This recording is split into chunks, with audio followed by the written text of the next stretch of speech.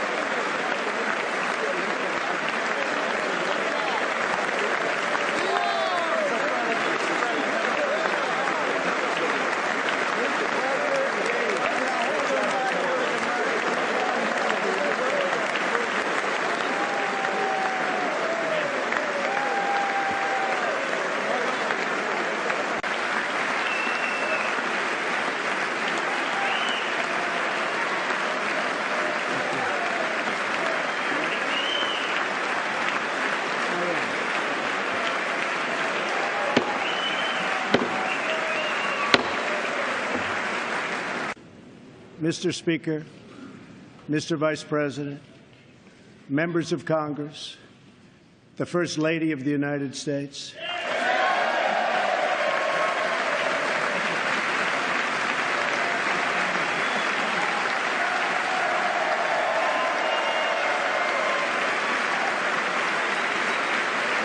Tonight, as we mark the conclusion of our celebration of Black History Month, we are reminded of our nation's path toward civil rights and the work that still remains to be done.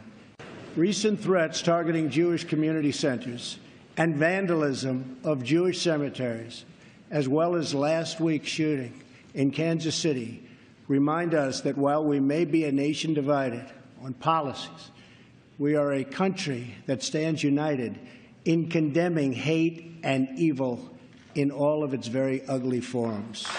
Each American generation passes the torch of truth, liberty, and justice in an unbroken chain all the way down to the present.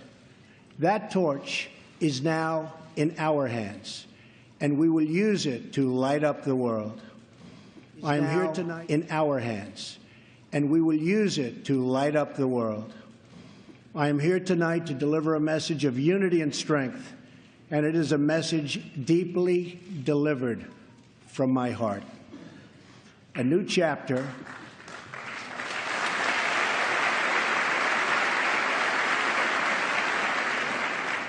of American greatness is now beginning. To protect our citizens, I have directed the Department of Justice to form a task force on reducing violent crime. I have further ordered the Departments of Homeland Security and Justice, along with the Department of State and the Director of National Intelligence, to coordinate an aggressive strategy to dismantle the criminal cartels that have spread all across our nation.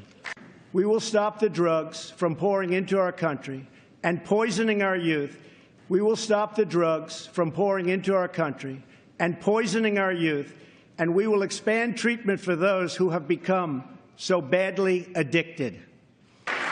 For that reason, we will soon begin the construction of a great, great wall along our southern border.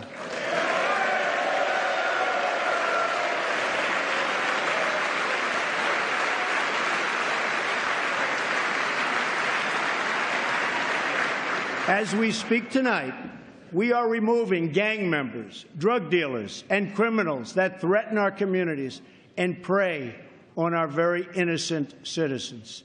Bad ones are going out as I speak, and as I promised throughout the campaign. To any in Congress who do not believe we should enforce our laws, I would ask you this one question. What would you say to the American family that loses their jobs, their income, or their loved one because America refused to uphold its laws and defend its borders?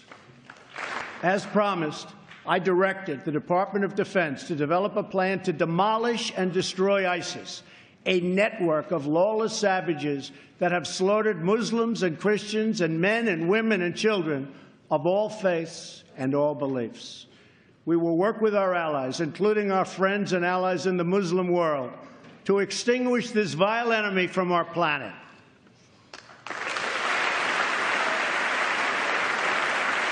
I am greatly honored to have Maureen Scalia with us in the gallery tonight.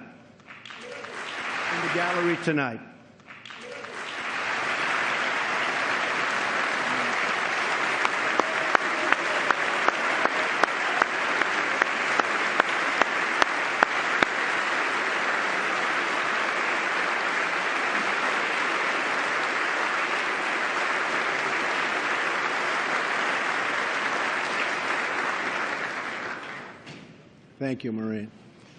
Her late great husband, Antonin Scalia, will forever be a symbol of American justice. To fill his seat, we have chosen Judge Neil Gorsuch, a man of incredible skill and deep devotion to the law.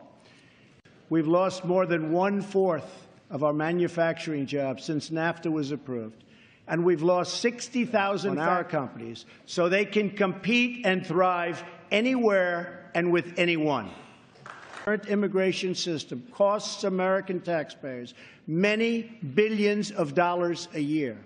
Switching away from this current system of lower-skilled immigration and instead adopting a merit-based system, we will have so many more benefits. It will save countless dollars, raise workers' wages, and help struggling families, including immigrant families, enter the middle class. And they will do it quickly, and they will be very, very happy.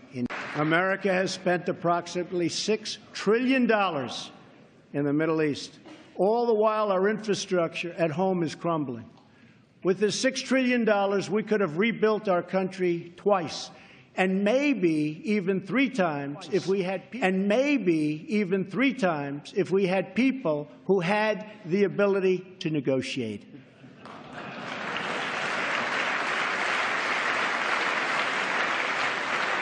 Tonight, I am also calling on this Congress to repeal and replace Obamacare.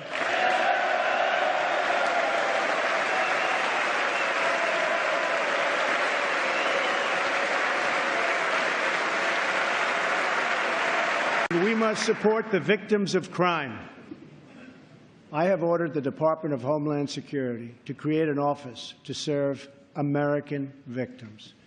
The office is called VOICE, Victims of Immigration Crime Engagement. We are providing a voice to those who have been ignored by our media and silenced by special interests. Joining us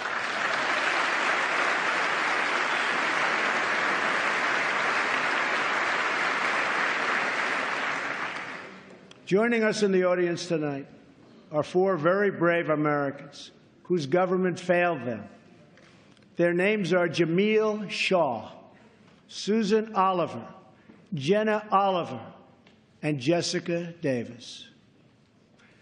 Jamil's 17-year-old son was viciously murdered by an illegal immigrant gang member who had just been released from prison.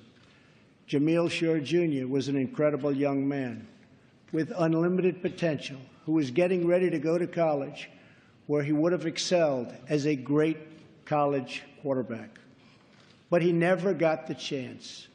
His father, who is in the audience tonight, has become a very good friend of mine. Jamil, thank you. Thank you. Finally, to keep America safe,